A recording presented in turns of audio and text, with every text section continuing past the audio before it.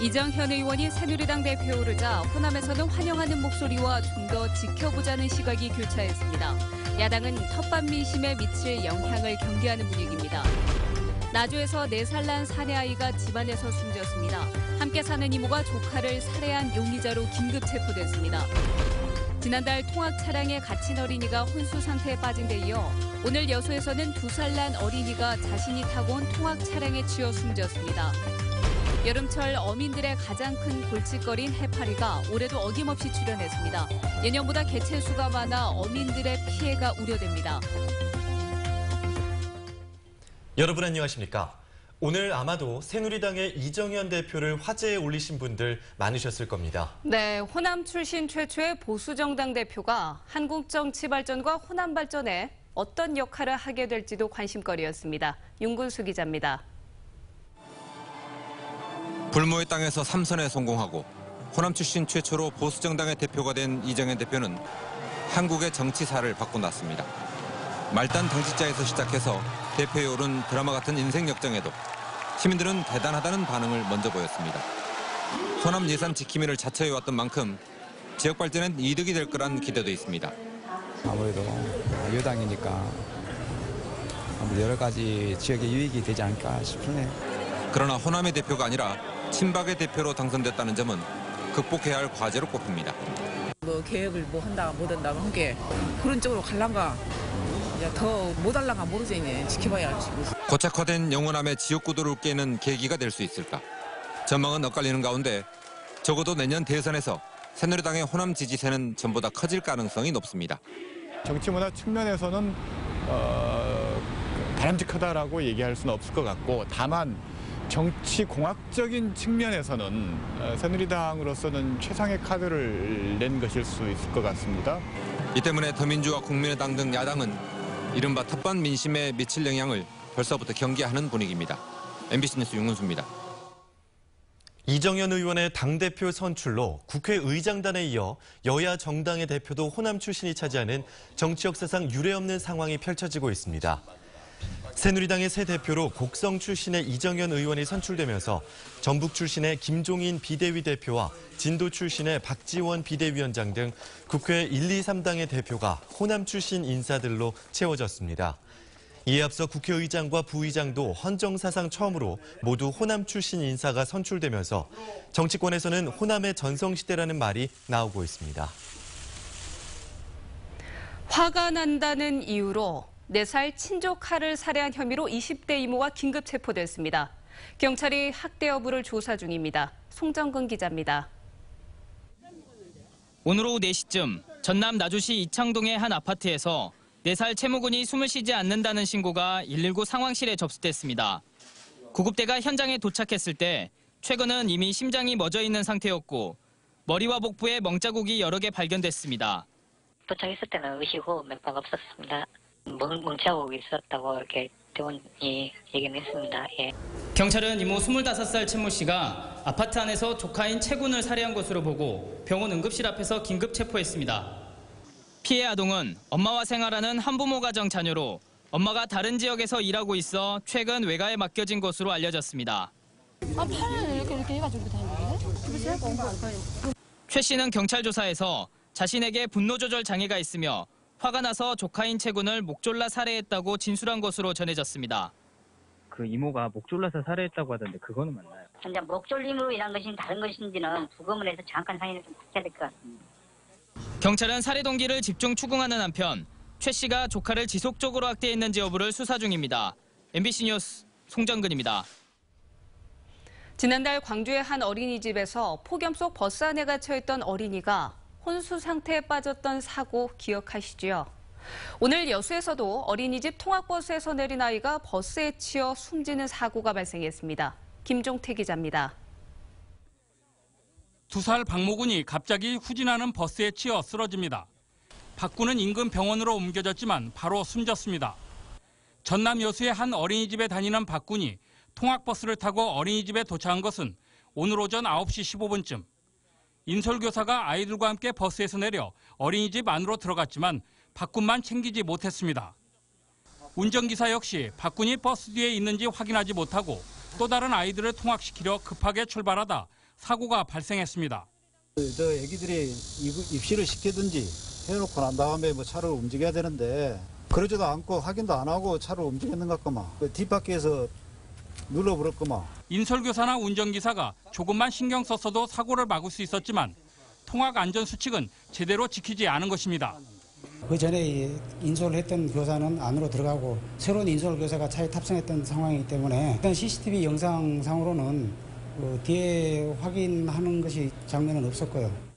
지난달 광주에서도 어린이집 인솔교사의 과실로 4살 난 남자아이가 폭염 속 통학버스에 8시간 동안 갇혀있다 뒤늦게 발견돼 아직도 혼수 상태에 빠져 있습니다. 통학 안전 수칙을 제대로 지키지 않는 어린이집 차량 사고가 잇따르면서 대책 마련이 시급해 보입니다. MBC 뉴스 김종태입니다. 여름철 어민들의 가장 큰 골칫거리인 해파리가 올해도 어김없이 출현하고 있습니다. 예년보다 개체수가 많은 데다 다른 지역까지 확산될 가능성이 높아 피해 우려가 더욱 커지고 있습니다. 문영철 기자입니다. 고흥과 보성, 장흥을 접하고 있는 등량만 해역입니다.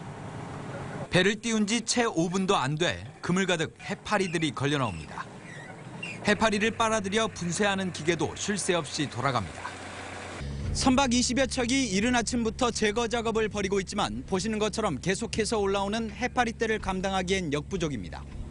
작년보다 배는 더 나온 것 같아요. 한복 벗으면 5분도 안 걸려서 당근 잡고.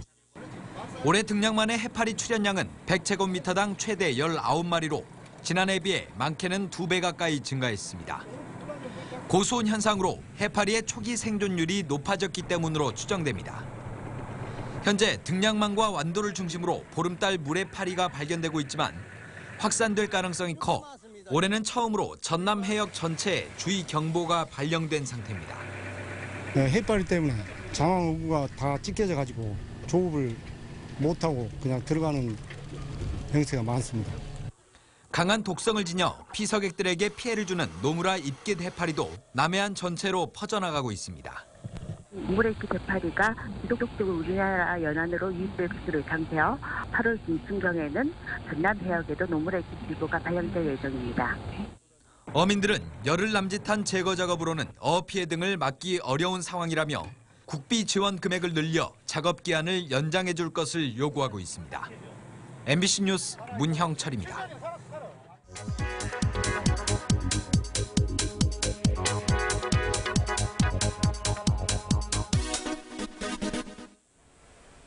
찜통 같은 무더위 속에 전기요금 폭탄을 맞지 않을까 걱정하시는 분들 계실 텐데요.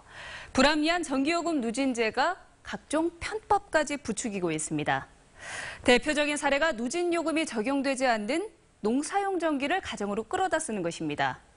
같은 양의 전기를 썼다고 가정을 했을 때는요, 가정의 전기요금은 농사용 요금보다 9배나 더 내야 된다고 합니다.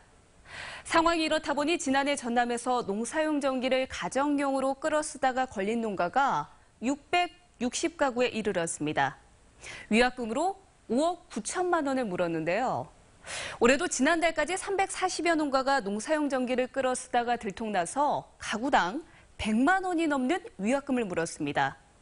일부 단독주택들의 경우에는요, 서류상으로만 세대를 분리한 뒤에 한전 계량기를 추가 설치하는 방법으로 누진제 요금 폭탄을 피하고 있습니다. 농사용 전기를 몰래 쓰거나 아니면 계량기 분할 등의 편법으로 전기요금을 덜 내는 행위는 명백히 잘못된 행위이지만 현실을 외면한 누진제가 얌체 사용자를 양산하고 있는 건 아닌지 씁쓸합니다. 카드뉴스였습니다. 오늘 오전 4시부터 오전 7시 사이 목포 삼양천에서 수백 마리의 물고기가 죽은 채 떠올라 목포시가 배수지 방류량을 늘리는 등 긴급 방제 작업을 펼쳤습니다. 목포시는 수질 조사 결과 폭염 속에 어제 오후 6시부터 폭우가 쏟아지면서 용존 산소가 거의 없는 오염된 빗물이 대량 유입됐기 때문으로 결론 내렸습니다.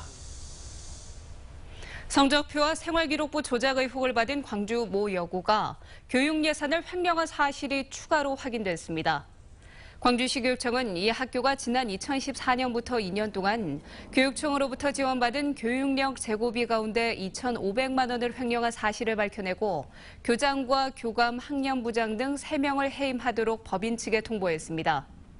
이 학교는 근거에 없는 자습 감독비나 상위권 학생을 위한 논술지도 등 목적의 사업에 돈을 쓴 것으로 드러났습니다. 광주시 서구 선거관리위원회가 송기석 의원의 지난 4.13 총선 당시 회계 책임자 임모 씨와 자원봉사자 황모 씨를 공직선거법 위반 혐의로 검찰에 고발했습니다. 임 씨 등은 지난 총선 선거운동 기간 동안 자원봉사자 9명에게 1인당 하루 8만 원씩 총 800여만 원의 대가 제공을 약속하고 제공한 혐의를 받고 있습니다. 또 선거운동 비용 2천여만 원을 신고된 정치자금 계좌를 통하지 않고 쓴 뒤 회계보고에서 누락시킨 혐의도 받고 있습니다. 광주의 오피스 전용 빌딩 수익률이 전국에서 가장 낮은 것으로 나타났습니다. 한국감정원에 따르면 올해 1분기 기준 광주 오피스 빌딩의 실투자금 대비 수익률은 0.84%로 전국 대도시 가운데 가장 낮았습니다. 오피스 빌딩 공실률은 17.5%로 다른 광역시들보다 낮지만 1제곱미터당 임대료는 6,100원으로 대전 다음으로 적었습니다. 반면 주거를 겸한 오피스텔 임대 수익률은 7.4%로 전국 광역시 가운데 가장 높았습니다. 금융감독원 광주지원에 따르면 올해 상반기 광주와 전남 지역 금융 관련 민원 건수는 1,030건으로 지난해 같은 기간보다 20% 감소했습니다. 분야별로 보면 지난해까지 손해보험 관련 민원이 지속적으로 증가했지만 올해 상반기 금융소비자보호협의회가 운영되면서 지난해보다 16% 감소했습니다. 또 금리 인하의 영향으로 할부금융과 저축은행 관련 민원도 지난해 상반기에 절반으로 줄었습니다.